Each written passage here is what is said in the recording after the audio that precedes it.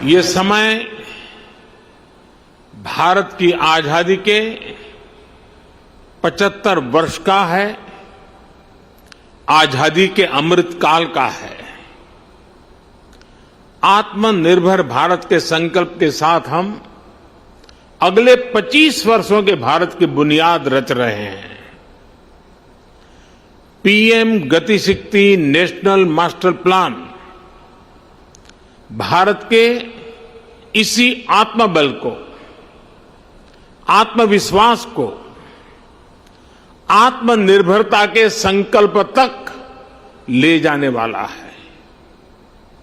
ये national master plan 21वीं सदी के भारत को गति शक्ति देगा। नेक्स्ट जनरेशन इंफ्रास्ट्रक्चर और मल्टी मॉडल कनेक्टिविटी को इस नेशनल प्लान से गति शक्ति मिलेगी।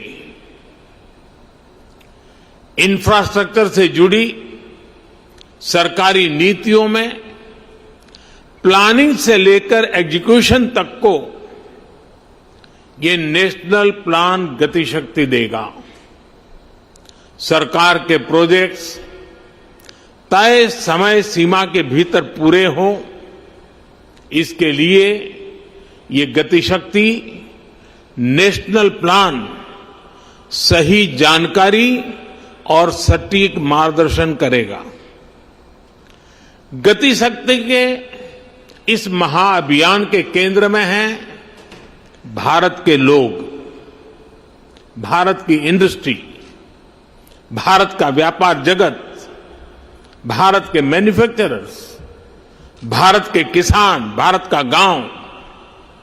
ये भारत की वर्तमान और आने वाली पीढ़ियों को 21वीं सदी के भारत के निर्माण के लिए नई ऊर्जा देगा। उनके रास्ते के अवरोध समाप्त करेगा।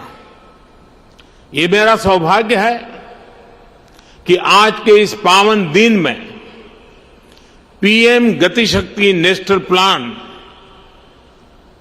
इसका शुभारंभ करने का मुझे अवसर मिला है।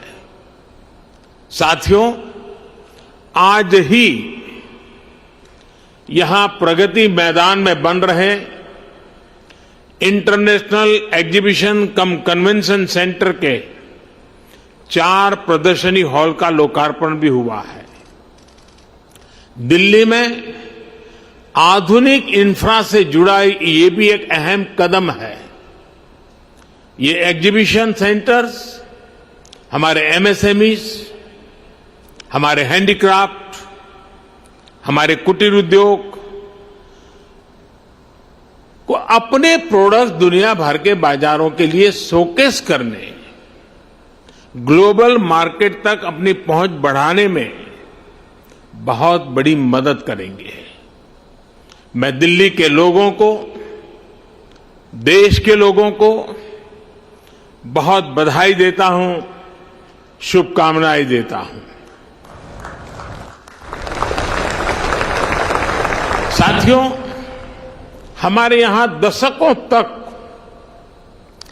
सरकारी व्यवस्थाओं ने जिस तरह काम किया है, उस वजह से सरकारी शब्द आते ही लोगों के मन में आता था खराब क्वालिटी, काम में बरसों की देरी, बेवजह रुकावटें, जनता के पैसे का अपमान। मैं अपमान इसलिए कह रहा हूं क्योंकि जो टैक्स के रूप में देश की जनता सरकार को देती है, उस पैसे का इस्तेमाल करते समय सरकारों में ये भावना ही नहीं होती थी कि एक भी पैसा बर्बाद नहीं होना चाहिए। हर एक को लगता है अरे यार ऐसे ही चल रहा है, चलने दो, चलता है, क्या है। देशवासी भी अभ्यस्त हो गए थे कि देश ऐसे ही चलेगा। वो परेशान होते थे, दूसरे देशों की प्रगति देख उदास होते थे और इस भावना से भर गए थे कि कुछ बदल नहीं सकता। जैसा अभी हम वीडियो में भी देख रहे थे, हर जगह नजर आता था work in progress, work in progress. लेकिन वो काम कभी पूरा होगा भी या नहीं, समय पर पूरा होगा या नहीं, ये लेकर कोई विश्वास जनता के मन में नहीं था।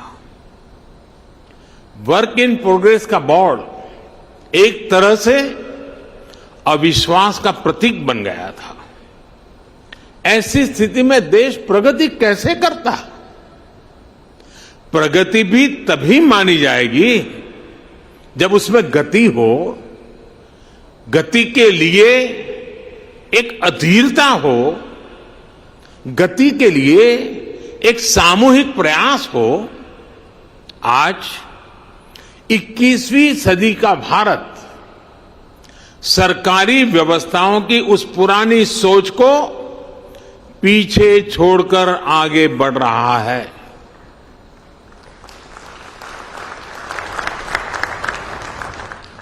आज का मंत्र है will for progress, work for progress, wealth for progress, plan for progress, preference for progress.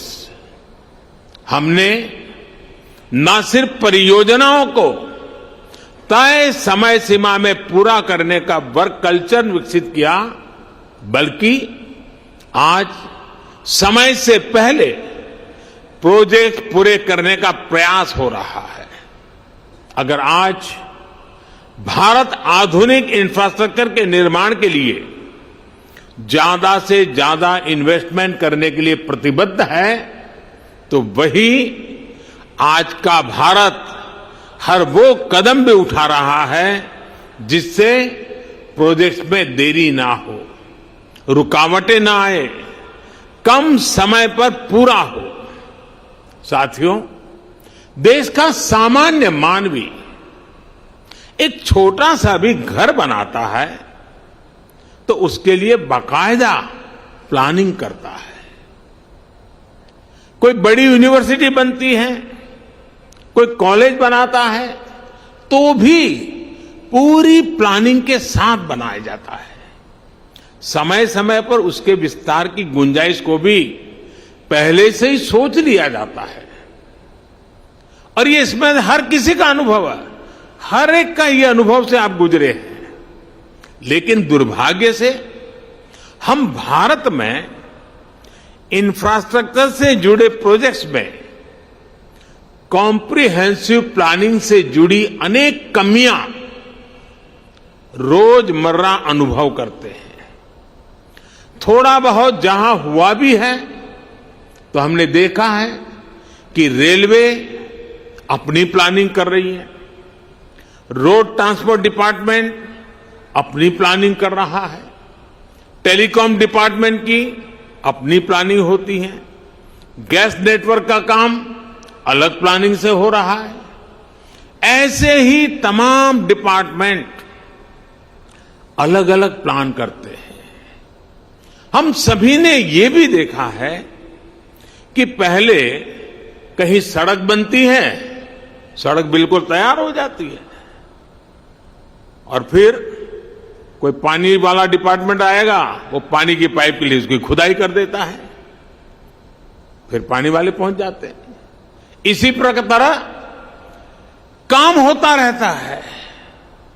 ये भी होता है कि रोड बनाने वाले डिवाइडर बना देते हैं और फिर ट्रैफिक पुलिस कहती है कि इससे तो जाम लगा रहेगा, डिवाइडर हटाओ।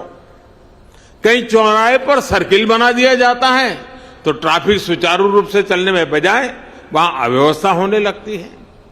और हमने देश भर में ऐसा होते हुए देखा है। इन परिस्थितियों के बीच जब सारे प्रोजेक्ट्स को सिंक्रोनाइज करने की जरूरत पड़ती है तो इसके लिए बहुत ज्यादा एफर्ट्स करना पड़ता है। बिगड़ी हुई बात को ठीक करने में बहुत मेहनत लगती है। साथियों, कि जितनी भी दिक्कतें हैं उसका मूल कारण ये है कि मैक्रो प्लानिंग और माइक्रो इम्प्लीमेंटेशन जमीन आसमान का अंतर होता है। अलग अलग विभागों को पता ही नहीं होता कि कौन सा विभाग कौन सा प्रोजेक्ट कहां शुरू करने की तैयारी कर रहा है। राज्यों के पास भी इस तरह की जानकारी एडवांस में नहीं होती। इस तरह के साइलोस के कारण निर्णय प्रक्रिया भी प्रभावित होती है और बजट की भी बर्बादी होती है। सबसे बड़ा नुकसान ये होता है कि शक्ति जुड़ने के बजाय, शक्ति मल्टीप्लाई होने के बजाय शक्ति विभाजित हो जाती है। जो हमारे प्राइवेट प्लेयर्स हैं उन्हें भी ये ठीक ठीक पता नहीं होता कि भविष्य में यहां से सड़क गुजरने वाली है या यहां से कैनाल बनने वाली है या यहां कोई पावर स्टेशन लगने वाला है। इस वजह से वो भी किसी क्षेत्र को लेकर, किसी सेक्टर को लेकर बेहतर प्लान नहीं कर पाते हैं। इन सारी दिक्कतों का हल पीएम गति शक्ति नेशनल प्लान इससे ही निकलेगा। जब हम मास्टर प्लान को आधार बनाकर चलेंगे तो हमारे रिसोर्सेज का भी ऑप्टिमम यूटिलाइजेशन होगा। साथियों, हमारे देश में इंफ्रास्ट्रक्चर का विषय ज्यादातर राजनीतिक दलों की प्राथमिकता से दूर रहा है। यह उनके घोषणा पत्र में भी नजर नहीं आता है। अब तो ये स्थिति आ गई है कि कुछ राजनीतिक दल देश के लिए जरूरी इंफ्रास्ट्रक्चर के निर्माण पर आलोचना करने में गर्व करते हैं, जबकि दुनिया में ये स्वीकृत बात है कि सस्टेनेबल डेवलपमेंट के लिए क्वालिटी इंफ्रास्ट्रक्चर का निर्माण एक ऐसा रास्ता है जो अनेक आर्थिक गतिविधियों को जन्म देता है, बहुत बड़े पैमाने पर रोजगार का निर्माण करता है। जैसे स्किल्ड मैन पावर के बिना हम किसी क्षेत्र में आवश्यक परिणाम नहीं प्राप्त कर सकते, वैसे ही बेहतर आधुनिक इंफ्रास्ट्रक्चर के बिना हम चौतरफा विकास नहीं कर सकते। साथियों, राजनीतिक इच्छा शक्ति की कमी के साथ ही देश के इंफ्रास्ट्रक्चर डेवलपमेंट को सबसे ज्यादा नुकसान पहुंचाया सरकारी विभागों के बीच आपसी तालमेल की कमी ने, आपसी खींचतान ने। राज्यों में भी हमने राज्य सरकारों और स्थानीय निकायों के बीच इस विषय पर तनाव होते देखा है। इस वजह से जो प्रोजेक्ट देश की इकोनॉमिक ग्रोथ को बढ़ाने में मददगार होने चाहिए थे, वही प्रोजेक्ट देश के विकास के सामने एक दीवार बन जाते हैं। समय के साथ बरसों से लटके हुए प्रोजेक्ट अपनी प्रासंगिकता, अपनी जरूरत भी खो देते हैं। मैं जब 2014 में यहां दिल्ली एक नई जिम्मेवारी के साथ आया, तो भी ऐसे सैकड़ों प्रोजेक्ट थे जो दशकों से लटके हुए थे। लाखों करोड़ रुपए के ऐसे सैकड़ों प्रोजेक्ट्स की मैंने खुद समीक्षा की। सरकार के सारे विभागों, सारे मंत्रालयों को एक प्लेटफॉर्म पर लाकर खड़ा कर दिया, सारी रुकावटों को दूर करने का प्रयास किया। मुझे संतोष है कि अब सबका ध्यान इस ओर गया है कि आपसी तालमेल की कमी की वजह से परियोजनाओं में देरी ना हो। अब होल ऑफ गवर्नमेंट अप्रोच के साथ सरकार की सामूहिक शक्ति योजनाओं को पूरा करने में लग रही है। इसी वजह से अब दशकों से अधूरी बहुत सारी परियोजनाएं पूरी हो रही है। साथियों, पीएम गति शक्ति अब ये सुनिश्चित करेगी कि 21वीं सदी का भारत इंफ्रास्ट्रक्चर प्रोजेक्ट में कोऑर्डिनेशन में कमी की वजह से ना पैसे का नुकसान उठाए और ना ही समय गंवाए। पीएम गति शक्ति नेशनल मास्टर प्लान के तहत रोड से लेकर रेलवे तक, एविएशन से लेकर के एग्रीकल्चर तक विभिन्न मंत्रालयों को, विभागों को इससे जोड़ा जा रहा है। हर बड़े प्रोजेक्ट को, हर डिपार्टमेंट को सही जानकारी, सटीक जानकारी समय पर मिले, इसके लिए टेक्नोलॉजी प्लेटफॉर्म भी तैयार किया गया है। आज यहां कई राज्य के मुख्यमंत्री और राज्यों के अन्य प्रतिनिधि भी जुड़े हैं। मेरा सभी से आग्रह है कि जल्द से जल्द आपके राज्य भी पीएम गति शक्ति नेशनल मास्टर प्लान से जुड़कर अपने राज्य की योजनाओं को गति दें। इससे राज्य के लोगों का भी बहुत लाभ होगा। साथियों, पीएम गति शक्ति मास्टर प्लान सरकारी प्रोसेस और उससे जुड़े अलग अलग स्टेक होल्डर्स को तो एक साथ लाता ही है। ये ट्रांसपोर्टेशन के अलग अलग मोड्स को आपस में जोड़ने में भी मदद करता है। ये होलिस्टिक गवर्नेंस का विस्तार है। अब जैसे गरीबों के घर से जुड़ी योजना में सिर्फ 4 दीवारी नहीं बनाई जाती, बल्कि उसमें टॉयलेट, बिजली, पानी, गैस कनेक्शन भी साथ ही आता है। ठीक वैसा ही विजन इसमें इंफ्रास्ट्रक्चर के लिए भी है। अतीत में हमने देखा है कि उद्योगों के लिए स्पेशल जोन का ऐलान तो किया जाता था, लेकिन वहां तक कनेक्टिविटी या फिर बिजली, पानी, टेलीकॉम पहुंचाने में गंभीरता नहीं दिखाई जाती थी। साथियों, ये भी बहुत सामान्य बात थी कि जहां सबसे ज्यादा माइनिंग का काम होता है, वहां रेल कनेक्टिविटी नहीं होती थी। हम सभी ने यह भी देखा है कि कहीं पोर्ट होते थे तो पोर्ट को शहर से कनेक्ट करने के लिए रेल या रोड की सुविधाओं का अभाव होता था।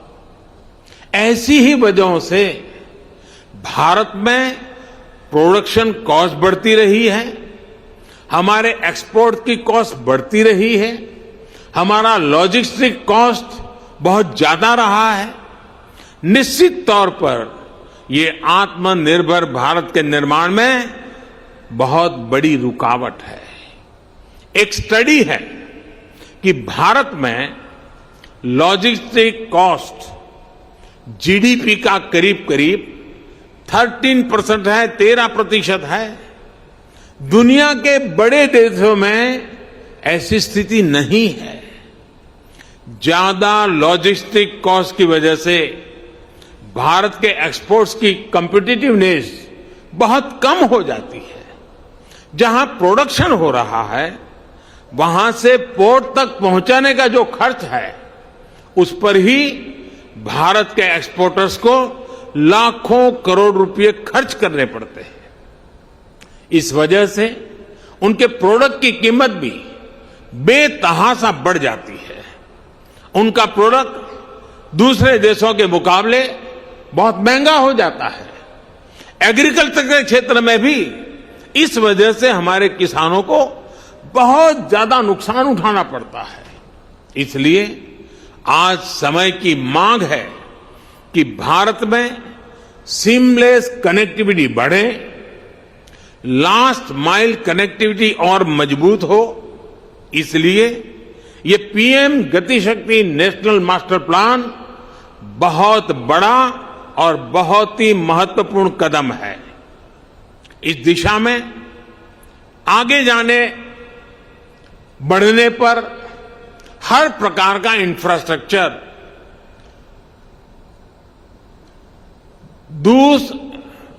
दूसरे इंफ्रास्ट्रक्चर को सपोर्ट करेगा, उसका पूरक बनेगा। और मैं समझता हूं हर कारण, हर स्टेक होल्डर को भी और ज्यादा उत्साह से इससे जुड़ने की प्रेरणा मिलेगी। साथियों, पीएम गति शक्ति नेशनल मास्टर प्लान देश की पॉलिसी मेकिंग से जुड़े सभी स्टेक होल्डर्स को, इन्वेस्टर को एक एनालिटिकल और डिसीजन मेकिंग टूल भी देगा। इससे सरकारों को प्रभावी प्लानिंग और पॉलिसी बनाने में मदद मिलेगी। सरकार का अनावश्यक खर्च बचेगा और उद्यमियों को भी किसी प्रोजेक्ट से जुड़ी जानकारी मिलती रहेगी। इससे राज्य सरकारों को भी अपनी प्राथमिकताएं तय करने में मदद मिलेगी। जब ऐसा डेटाबेस मैकेनिज्म देश में होगा तो हर राज्य सरकार निवेशकों के लिए टाइम बाउंड कमिटमेंट दे पाएगी। इससे इन्वेस्टमेंट डेस्टिनेशन के रूप में भारत की बढ़ती साख को नई बुलंदी मिलेगी, नया आयाम मिलेगा। इससे देशवासियों को कम कीमत में बेहतरीन क्वालिटी मिलेगी, युवाओं को रोजगार के लिए नए अवसर मिलेंगे। साथियों, देश के विकास के लिए ये बहुत जरूरी है कि सरकार के इंफ्रास्ट्रक्चर से जुड़े सभी विभाग एक दूसरे के साथ बैठें, एक दूसरे की कलेक्टिव पावर का इस्तेमाल करें। बीते वर्षों में इसी अप्रोच ने भारत को अभूतपूर्व गति भी दी है। पिछले 70 वर्षों की तुलना में आज भारत पहले से कहीं ज्यादा स्पीड और स्केल पर काम कर रहा है। साथियों, भारत में पहली इंटरस्टेट नेचुरल गैस पाइपलाइन 1987 में 1987 में कमीशन हुई थी। इसके बाद साल 2014 तक यानी 27 साल में देश में 15,000 किलोमीटर नेचुरल गैस पाइपलाइन बनी। आज देश भर में 16,000 किलोमीटर से ज्यादा नई गैस पाइपलाइन पर काम चल रहा है। ये काम अगले 5-6 वर्षों में पूरे होने का लक्ष्य है। यानी जितना काम 27 वर्षों में हुआ, हम उससे ज्यादा काम उसके आधे समय में करने का लक्ष्य लेकर चल रहे हैं। काम करने की यही रफ्तार आज भारत की पहचान बन रही है। 2014 के पहले के 5 सालों में सिर्फ 1900 किलोमीटर 1900 किलोमीटर रेल लाइनों का दोहरीकरण होता था। बीते 7 वर्षों में हमने 9,000 किलोमीटर से ज्यादा रेल लाइनों की डबलिंग की है। कहां 1900 और कहां 7,000। 2014 से पहले के 5 सालों में सिर्फ 3,000 किलोमीटर रेलवे का बिजलीकरण हुआ था। बीते 7 वर्षों में हमने 24,000 किलोमीटर से भी अधिक रेलवे ट्रैक का बिजलीकरण किया। कहां 3,000, कहां 24,000। 2014 के पहले लगभग 250 किलोमीटर ट्रैक पर ही मेट्रो चल रही थी। आज 700 किलोमीटर तक मेट्रो का विस्तार हो चुका है और 1,000 किलोमीटर नए मेट्रो रूट पर काम चल रहा है। 2014 के पहले 5 सालों में सिर्फ 60 पंचायतों को ही 60 पंचायतों को ही ऑप्टिकल फाइबर से जोड़ा जा सका था।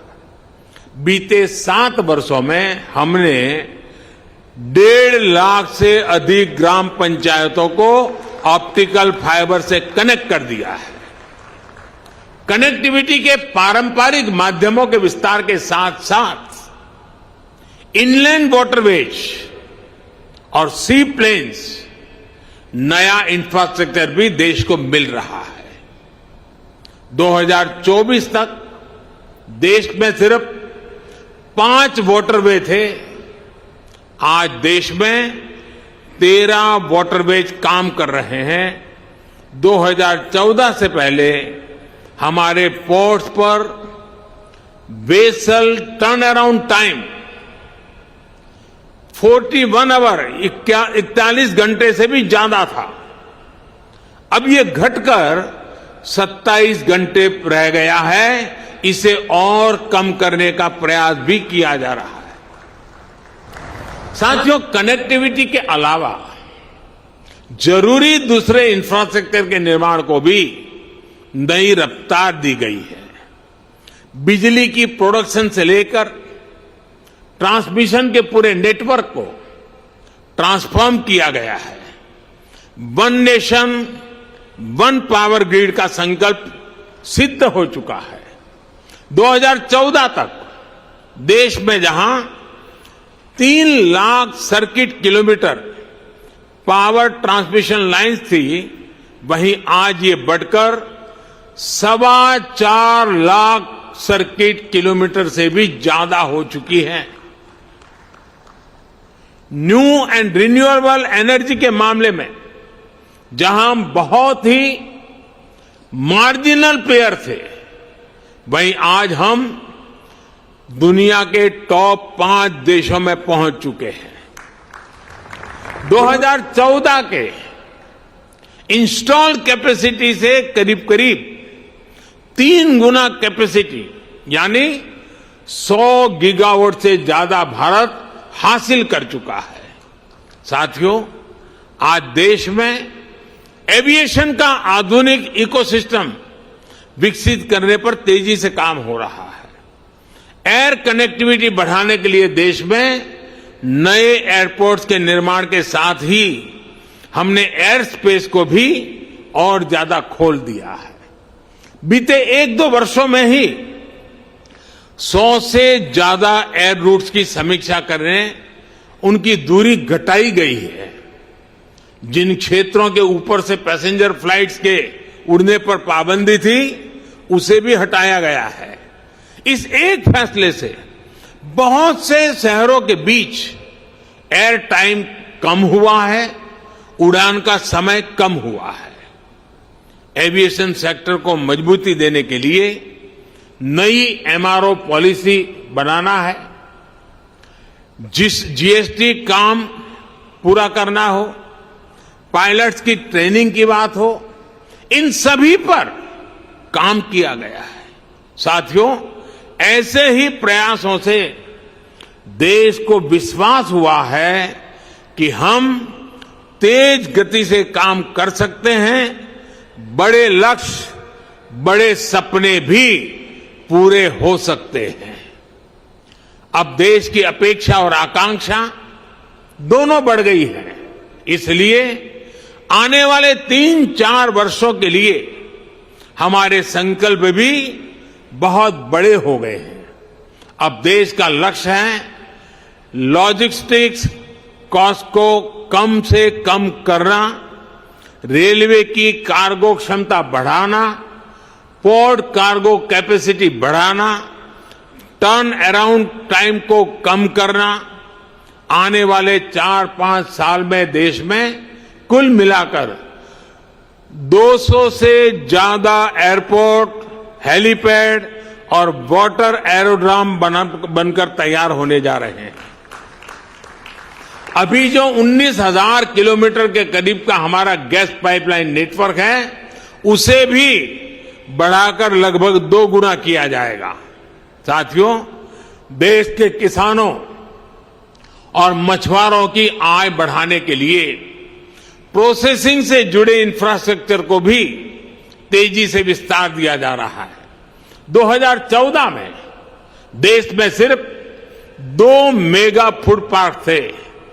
आज देश में 19 मेगा फूड पार्क काम कर रहे हैं।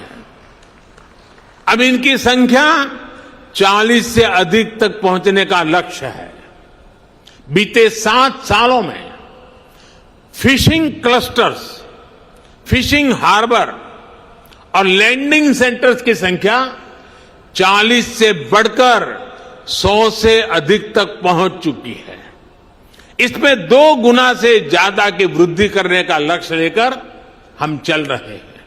साथियों, डिफेंस सेक्टर में भी पहली बार व्यापक प्रयास हो रहा है। अभी तमिलनाडु और यूपी में 2 डिफेंस कॉरिडोर पर काम चल रहा है।